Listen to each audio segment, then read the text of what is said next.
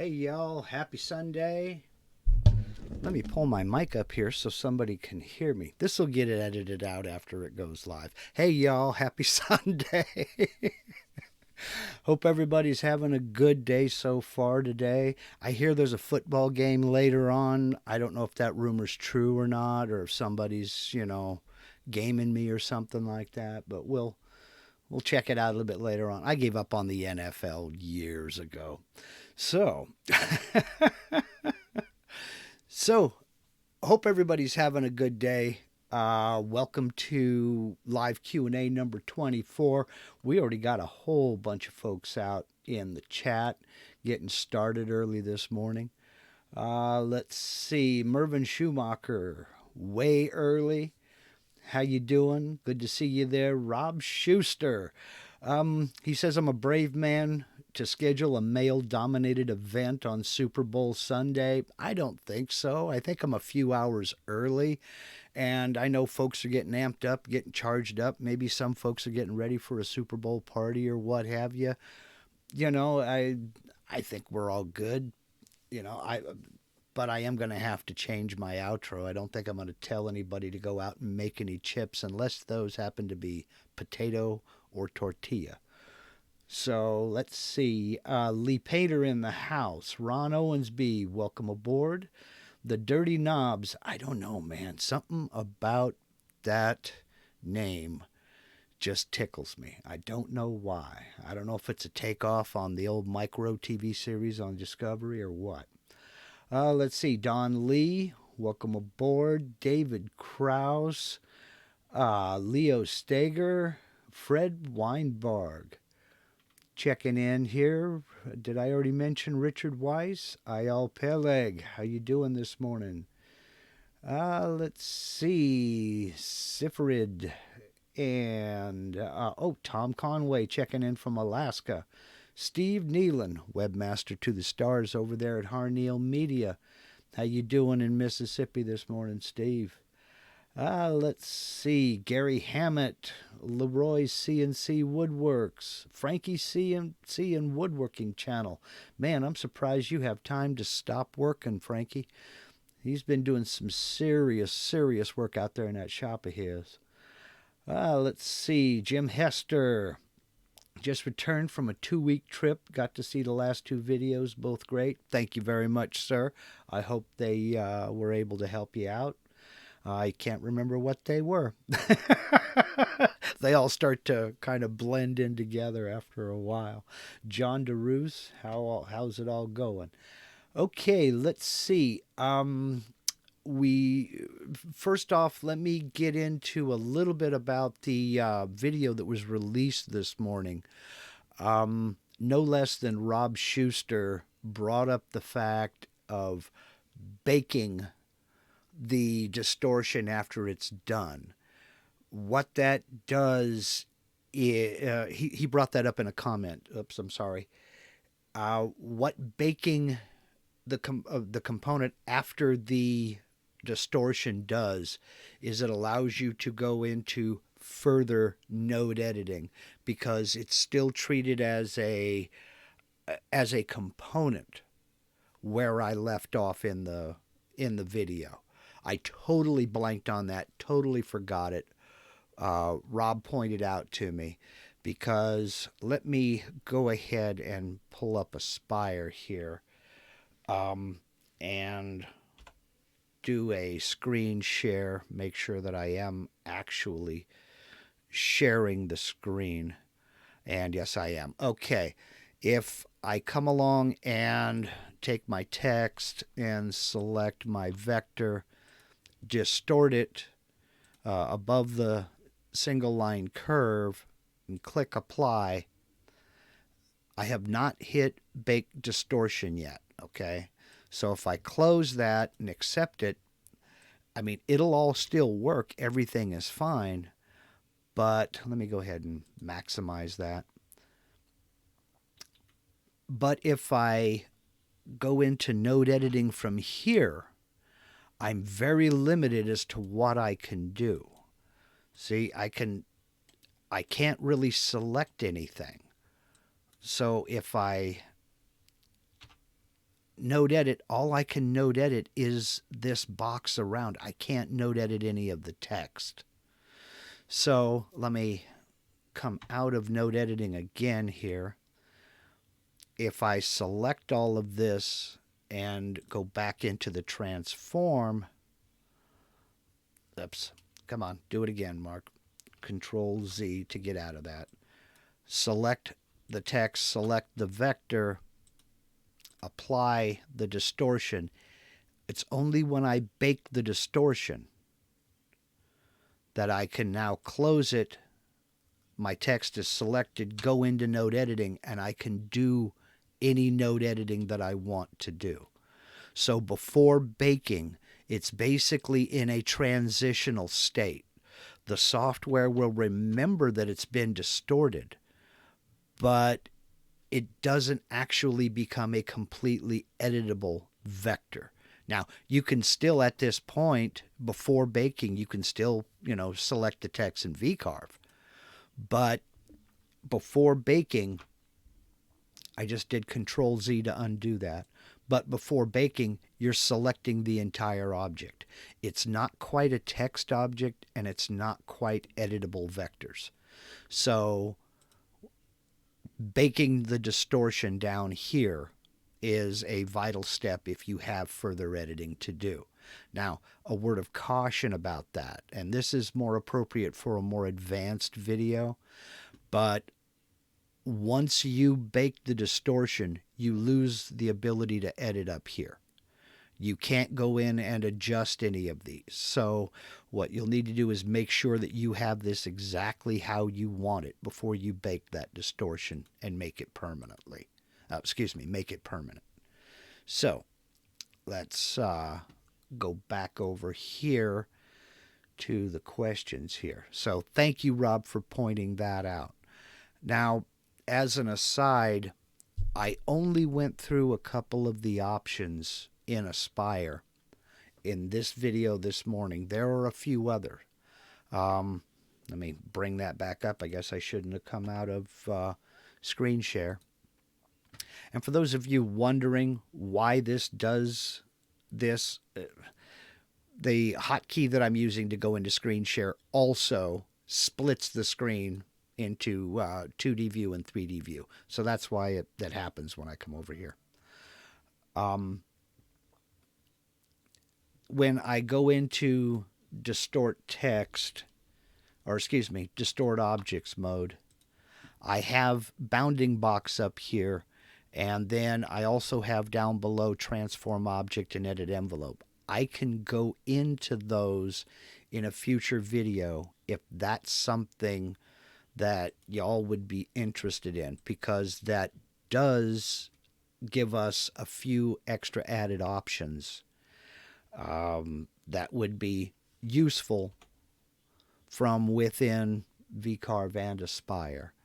So I can go into that if y'all think it's worthy, just to give you a little bit more advanced view. Let's see here. Kurt C. wants to know, what do you mean by bake? Baking is simply, it's kind of an inside term that means finalize that change and make it permanent.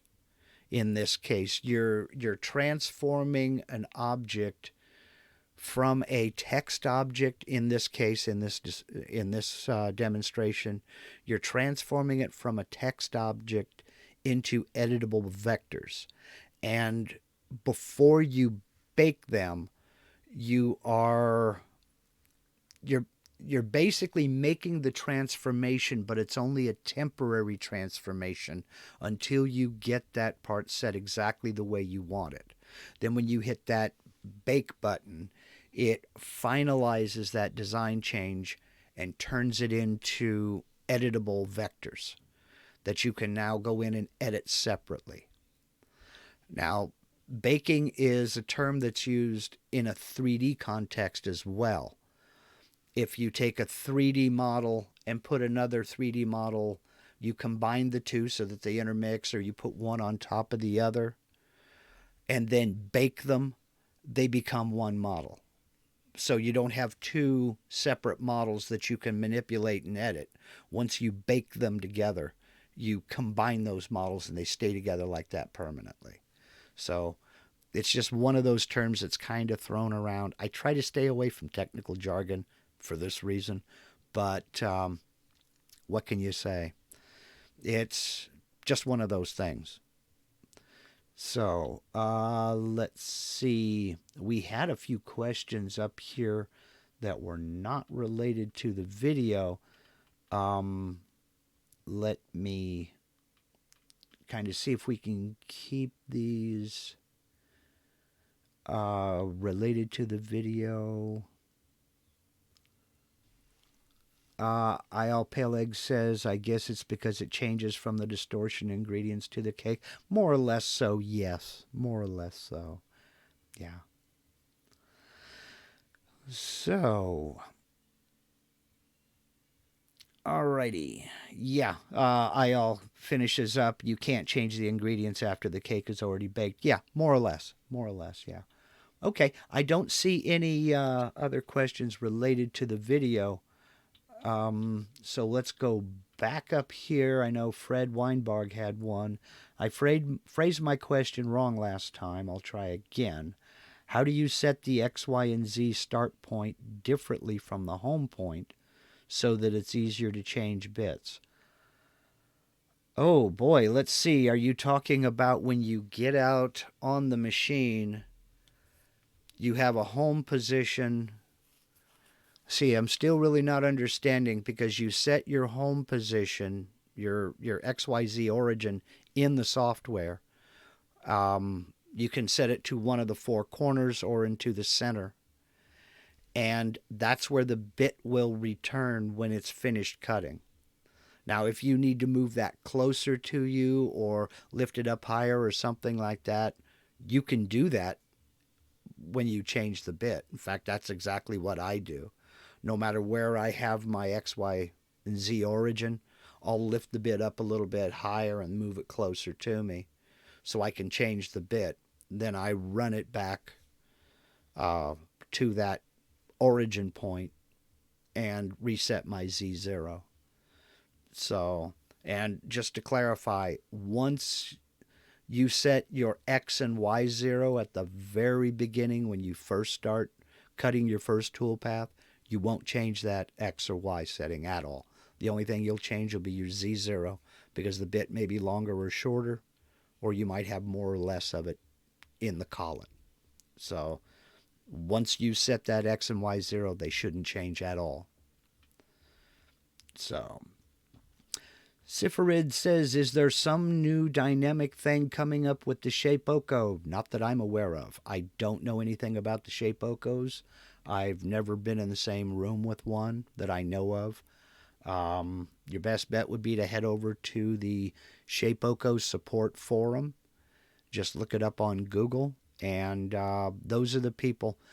And that brings up another subject. I'm getting a lot of questions from people who have specific questions on specific machines, like Shapeoko and using Carbide Create. I am not a CNC expert. I just know what I use. I use VCarve and Aspire. I use Mach 3 on my home-built Gatton CNC. So those are what I know. I've never used Carbide Create. Your best bet is to head over to a support forum, usually found through the manufacturer's website. Like in the case of Shapeoko, they have a forum over there that has a big membership. I mean a huge membership.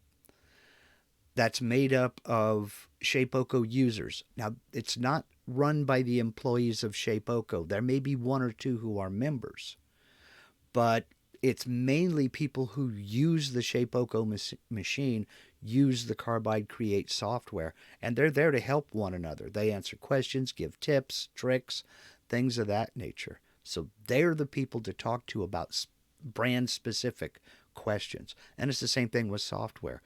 The Vectric support forum is an excellent resource for things that you don't know and just, sharing tips and tricks. And these are some real wizards with the software. So I highly recommend and I highly suggest, if you own a Laguna IQ, get over into the Laguna support forum and become a member, whether you need help or not, because those are users of the machine and they've got some dynamite tips, tricks, and just share projects and the whole thing. It's really excellent. So, let's see. Let's see. Frankie CNC and woodworking. I have a few minutes letting poly dry. Don't want to be out stirring up dust on this expensive table. Yeah, I don't blame you for that, Frankie. You're killing it. Killing it with some of the tables he's making. Let's see. Percy Kuka, good morning. I've just started using a V-bit, and for some reason, I'm having trouble getting the hang of it. When Z0, it carves just an outline, then go around 1 millimeter deep while doing the Z0 again, and it then carves per the set depth. Is there something wrong with the plunge I'm setting? So it does the outline, then goes around the Z0. Well, usually when V carving, there is a profile pass that it does. It'll set the outline, then go back in and carve out the middle of the design, whatever it is. If that's not what you want it to do, if you just want it to do an outline, I wouldn't use a V-carve toolpath. I would use a profile toolpath. Set your depth, cut to your depth of cut to how deep you want it to cut. But that's generally speaking what it does. It will do an outline and then do the carve. It may do it before the carve or after the carve, but that's what a V-carve toolpath does. So, Ron Owensby wants to know, so to make text upside down, do you just select the lower vector first? That's one of the questions. That's the question I was asking y'all. I can do another video on this Distort tool. Believe me, there are enough topics. I can do another video on it. And that's one of the topics I can get into if you intentionally want that text upside down and distorted to a specific shape or something like that. Now, you can also flip it using the rotate tool. But yeah, if you want the text upside down and running backwards, select the top vector first. And it'll just, boom, do it. Not always how you think it's going to do it, so it's usually better to rotate it. But yeah, it will do it. So, Dale Farmer, any way of carving text on a curved surface? Yes, there is. But it depends on what that curved surface is. If it's a 3D model, you certainly can. If it's from the molding tool path, no, you can't. That is not a 3D surface. The molding tool path, Vectric considers it a 2.5 dimensional tool path. Even though the final object, when you hold it in your hand, looks like a 3D object, the molding tool path is a 2.5 dimensional object. So let's see.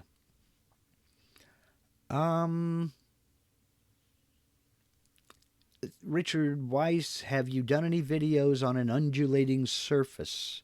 If not, would you consider doing one in the future? I'm not sure I understand what you mean by an undulating surface. I've done one video on the texturing toolpath, just kind of an intro video, and I do plan on getting back into that. But I haven't done it yet. So, awesome wood things. If you paint your Gatton CNC red, will it be more accurate? That depends on your definition of the word accurate there, Matt. And thank you for bopping on in. If you're a Kansas City fan, then yes, red would be more accurate. If you're a Green Bay fan, you'll probably get chased out of the state. So, accuracy is relative depending upon where you are at the time. So, so let's see.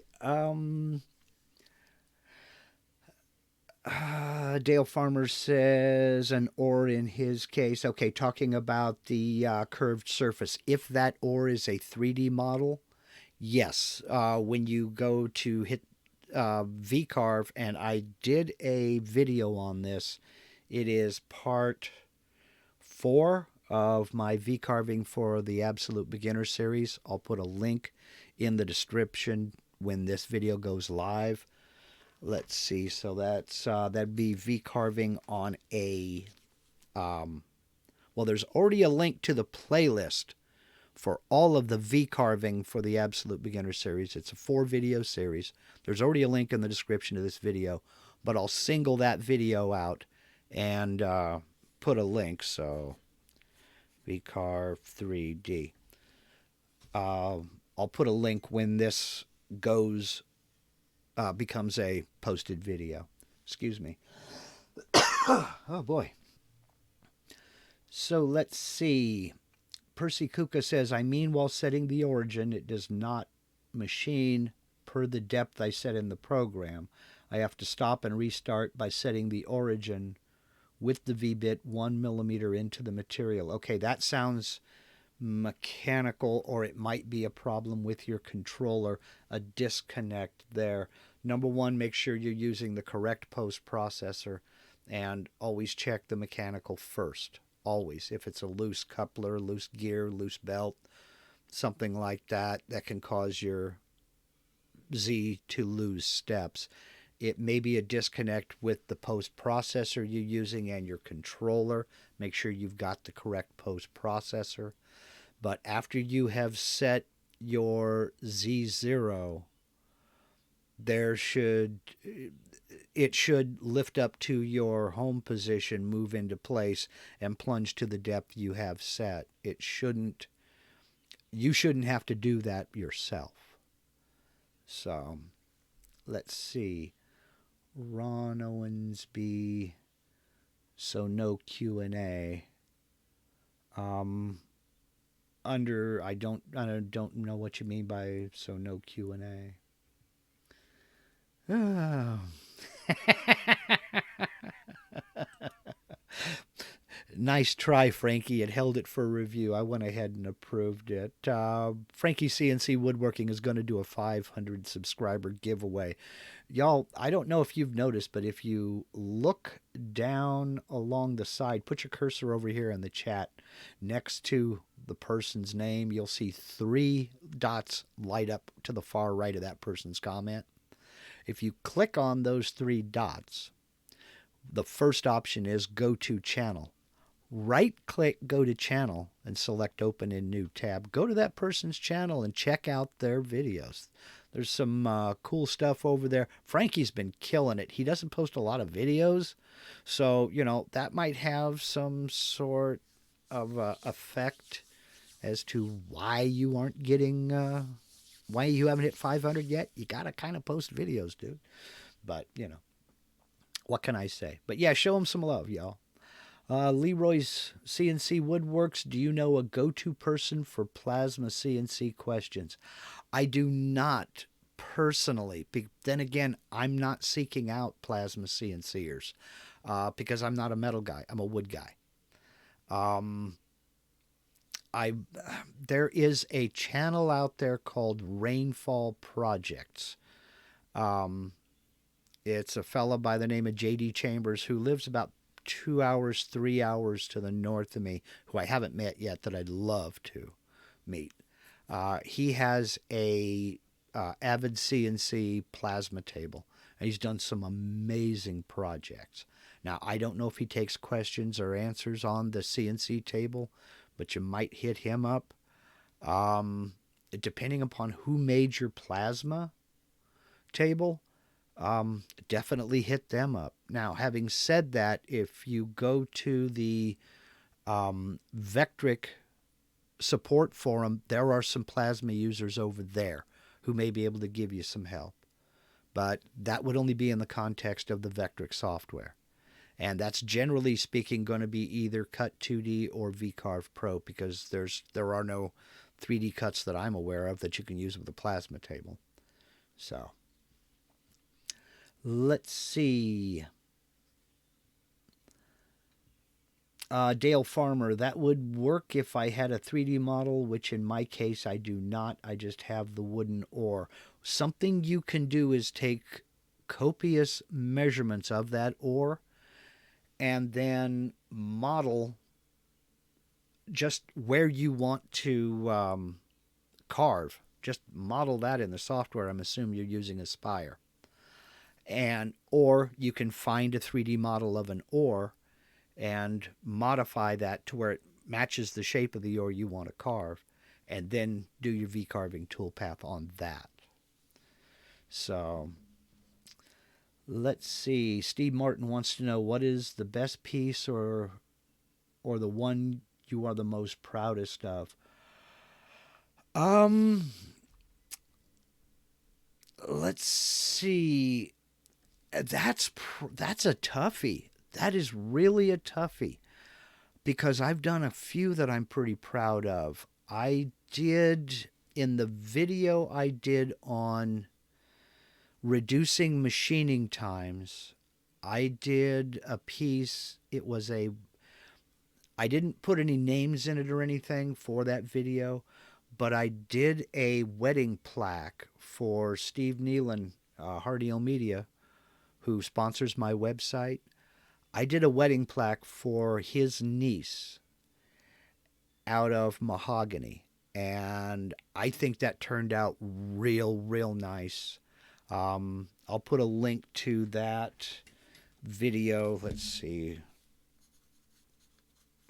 That was the video on reducing machining times. I'll put a link to that in the description after this goes live as well. I was very proud of that. And another one I did, and I did everything all wrong, was when I first starting out, I bit off way more than I could chew. The first project I completed was I cut not one, but two of Michael Tyler's Paradise boxes for my granddaughters for Christmas 2015. And that was, I made the bodies out of maple and the sides out of cherry. And I ruined so many pieces of material thinking I knew what I was doing. And I had two settings wrong. And that was on me. And I'm still using some of that material that I started carving wrong and then ran it through my planer, which I now call the eraser, because it removes any evidence of a messed up V-carve. But those I'm proud of, and I don't know if I have any pictures of those or not. But I think that wedding plaque was probably one of my absolute favorites. Because that material, I tell you, if you ever get the chance to carve real mahogany, my 4 favorite woods to carve are walnut first. It cuts like butter. Sapele runs a close second. It also cuts like butter. But walnut, just for some reason, turns out a little bit smoother. Then mahogany, then maple. And those are, if depending upon the style the client, customer, or recipient wants, I'll choose one of those 4 before I go to anything else.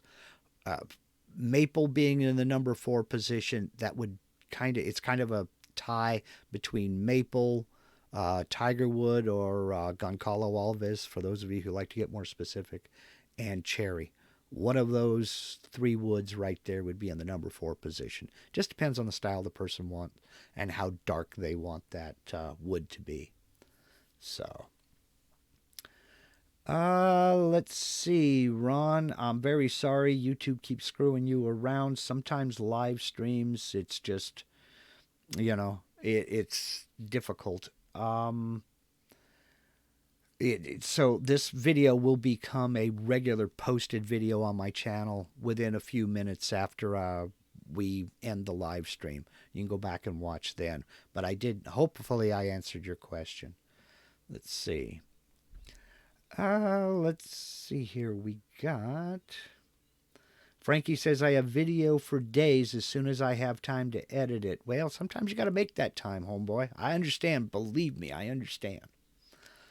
Let's see. While cutting acrylic, I don't set the step down beyond 1 millimeter, no matter how thick the material. Is this correct? If it's working for you, it's correct.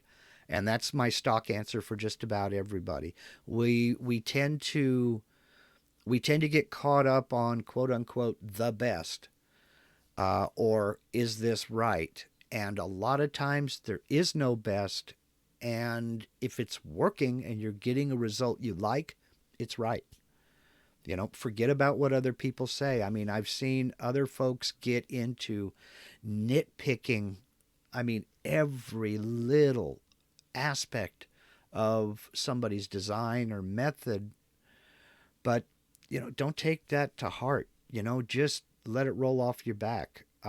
If it's working for you, you're doing it right.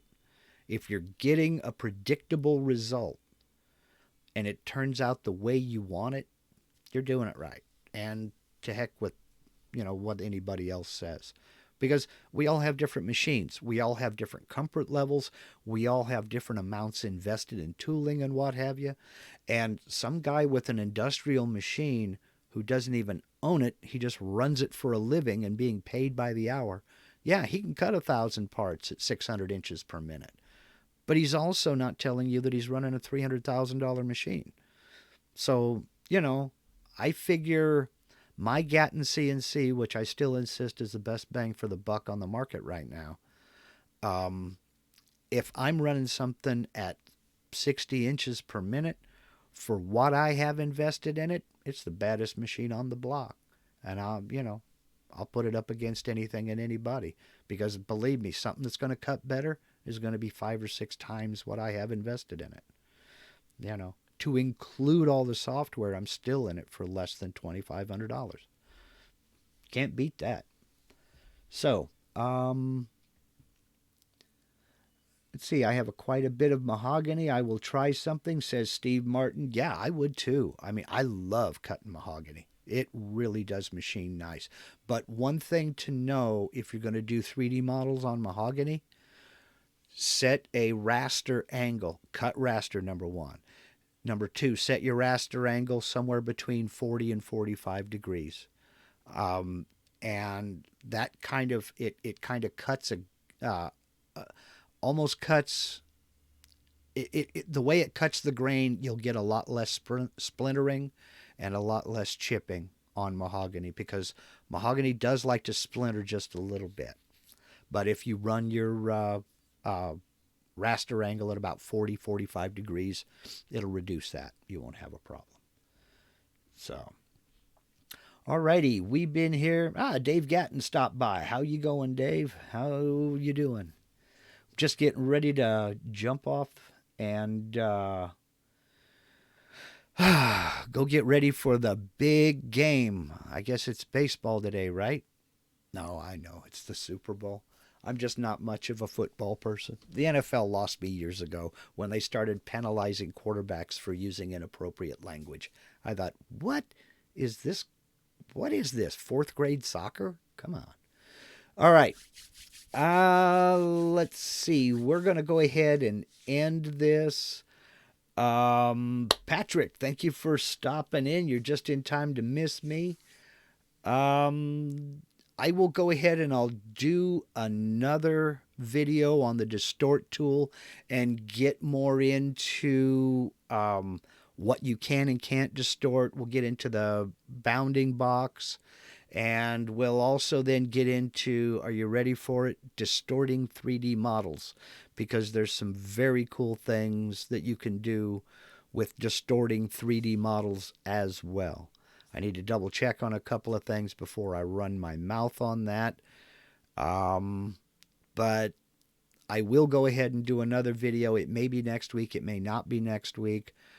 This was not the video I had planned to do today. I had planned on doing a video showing how I recover from a power outage in the shop when it's in the middle of a cut. But I'm going to be referring to someone else's website, and I checked in with them before I did so. They said, no, don't do it yet. I'm doing some website maintenance. Give me 2 weeks. I said, okay, fine. So that video got postponed. So we'll go ahead and end this one now. Thank you for spending part of your Super Bowl Sunday with me. I know there's a lot bigger things going on out there. I really do appreciate it. If you're a football fan, have a great time. I'm not going to talk about the drinking and driving thing. You already have been warned about that, and we've all heard it. Just be careful out there. Even if you don't drink, watch out for the other guy. If you're not a football fan, get out there and make some chips. If you are a football fan, enjoy your bag of chips. Have a good Sunday. Take care. We'll catch you next week.